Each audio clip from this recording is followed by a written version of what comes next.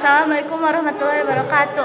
Saya perwakilan dari kelompok 1 akan menjawab soal dari kelompok 2 yang judulnya Ketentuan Undang-Undang Dasar 1945 dalam Kehidupan Berbangsa dan Bernegara. Saya Wafi Firmanda Amelia dari kelompok 1 akan menjawab perwakilan dari nomor 2, kelompok 2. Sebutkan batas wilayah daratan Indonesia bagian utara, yaitu Malaysia, Singapura, Thailand, Vietnam, Filipina. Jelaskan batas-batas wilayah Indonesia. A. Batas wilayah Indonesia di sebelah utara Indonesia berbatasan langsung dengan Malaysia bagian timur, tepatnya di sebelah utara Pulau Kalimantan. Batas wilayah Indonesia di sebelah barat, yaitu sebelah barat wilayah negara Kepulauan Republik Indonesia berbatasan langsung dengan Samudra Hindia dan perairan negara India. C. Batas wilayah Indonesia sebelah timur, wilayah timur Indonesia berbatasan langsung dengan Papua Nugini dan perairan Samudra Pasifik. D. Batas wilayah Indonesia di sebelah selatan, Indonesia sebelah selatan berbatasan langsung dengan wilayah darat Timur Leste, perairan Australia dan Samudra Hindia. Nomor 3. Kekuasaan atas kebudayaan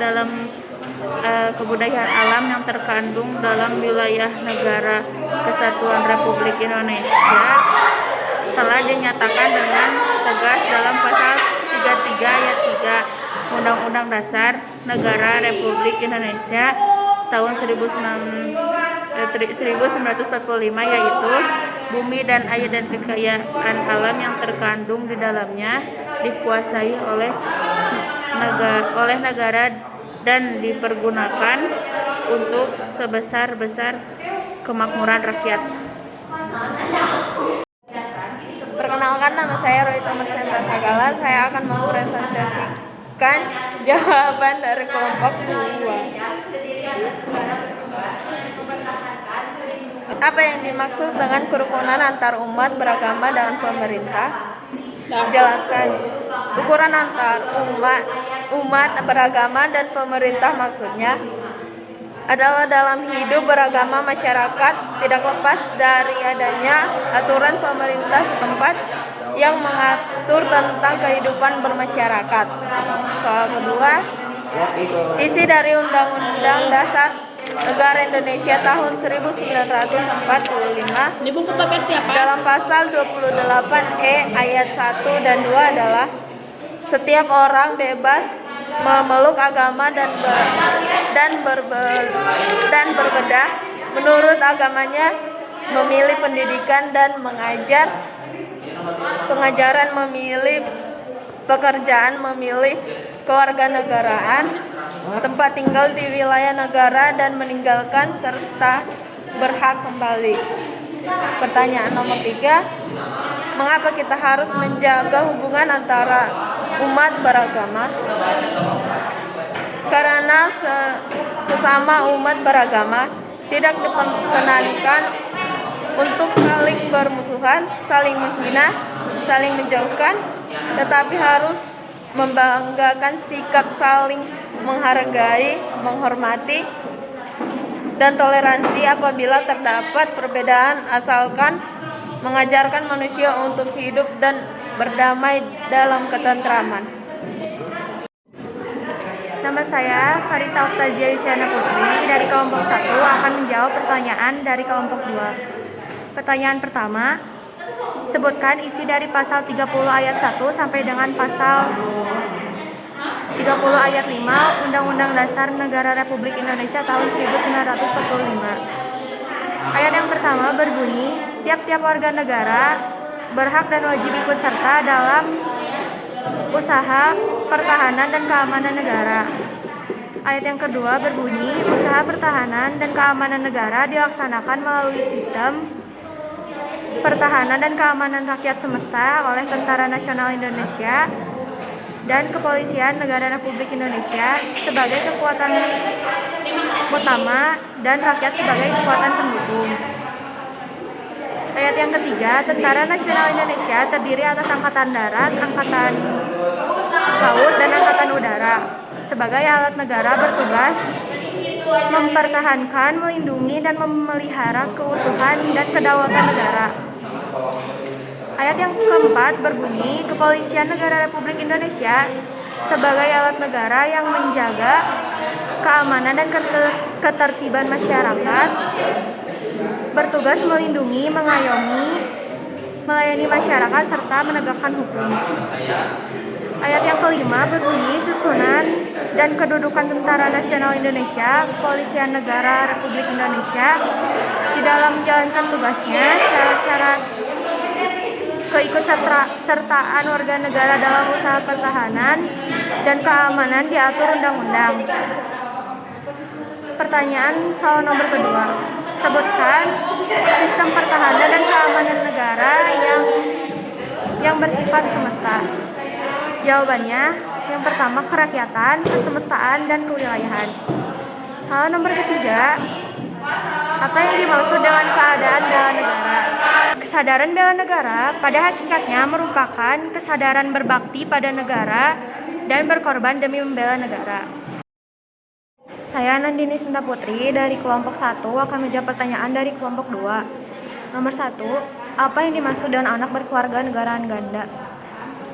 Jawabannya, misalnya seorang keturunan bangsa B yang menganut asas ius sanguinis lahir di negara A yang menganut asas ius soli. Karena ia keturunan bangsa B, maka ia dianggap sebagai warga negara B. Akan tetapi, negara A juga menganggap dia warga negaranya berdasarkan tempat kelahirannya. Nomor 2, apa itu anggota Korps Diplomatik? Jawabannya, Korps Diplomatik adalah diplomatik asing yang berkedudukan di ibu kota negara. Nomor 3, jelaskan apa itu pertalian darah ius sanguinis. Asas ius sanguinis atau asas keturunan yaitu kewarganegaraan seseorang yang ditentukan berdasarkan pada keturunan orang yang bersangkutan. Saya Najwa dari kelompok 1 akan menjawab soal dari kelompok 2. Soalnya, apa maksud ketentuan yang ditegaskan dalam pasal 25A Undang-Undang Dasar Negara Republik Indonesia tahun 1945? Jawabannya, menyatakan bahwa Negara Kesatuan Republik Indonesia adalah sebuah negara kepulauan yang berciri Nusantara dengan wilayah yang batas-batas dan hak-haknya ditetapkan oleh undang-undang. Soal nomor 2, sejak kapan dunia internasional mengakui Indonesia sebagai negara kepulauan? Jawabannya, sejak Republik Indonesia menganut konsep negara kepulauan yang berarti Nusantara. Soal nomor 3, apa kedudukan dan peranan yang dimiliki oleh wilayah daratan Indonesia? Jawabannya, memiliki kedudukan dan peranan yang sangat penting bagi tegaknya kedaulatan Republik Indonesia. Kenalkan, nama saya Rasyad Albayaki dari kelompok 1 akan menjawab pertanyaan dari kelompok 2. Soalnya, di beberapa negara baik ada yang menetapkan hakim ius soli dan ius sanguinis dan dua kemungkinan status kewarganegaraan seorang penduduk. Sebutkan dua kemungkinan kewarganegaraan seseorang serta jelaskan. Jawaban apatride yaitu adanya seorang penduduk yang sama sekali tidak mempunyai kewarganegaraan. Bipotride yaitu adanya seorang penduduk yang mempunyai dua macam kewarganegaraan sekaligus kewarganegaraan. 2. Soal nomor 2, jika ada seorang penduduk asing ingin menjadi penduduk Indonesia, maka ada syaratnya. Sebutkan dua kewarganegaraan atau naturalisasi serta jelaskan salah satunya. Jawabannya, A. Naturalisasi biasa, B. Naturalisasi istimewa. Naturalisasi istimewa diberikan sesuai dengan ketentuan pasal 28 Undang-Undang Republik Indonesia Nomor 12 Tahun 2006. Soal nomor 3, menurut Undang-Undang Dasar Republik Indonesia Nomor 12 Tahun 2006 seorang warga negara dapat kehilangan kewarganegaraannya. Sebutkan 5 penyebab dapatnya seorang warga negara Indonesia kehilangan kewarganegaranya. Jawabannya, 1. Memperoleh kewarganegaraan lain atas kemauan sendiri. 2. Tidak menolak atau tidak melepaskan kewarganegaraan lain. 3. Masuk ke dalam dinas tentara asing tanpa disertai izin dari presiden. 4. Mengangkat sumpah atau menyatakan janji setia kepada negara asing atau bagian dari negara asing tersebut atas dasar kemauan sendiri. 5. Turut serta dalam pemilihan sesuatu yang bersifat ketatanegaraan untuk suatu negara asing meskipun tidak diwajibkan untuk ikut sertanya.